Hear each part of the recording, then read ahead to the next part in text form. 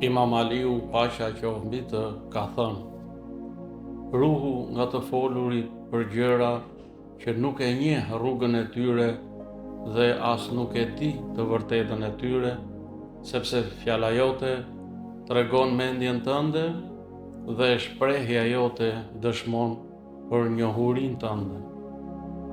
Ky hadith i Imam Aliut, paqja qoftë mbi të, mbart një mesazh të thellë rreth urtësisë në të folur dhe përgjegjësisë që njeriu ka për fjalët e tij.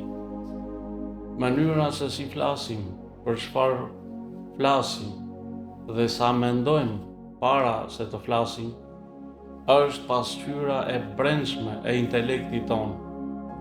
Fjalët janë treguesi më i qartë i nivelit tonë të diturisë, maturisë dhe personalitetit. Në mënyrë të tërthorë, Imam Aliu na mëson se heshtja është më e vlefshme se sa fjala pa dije.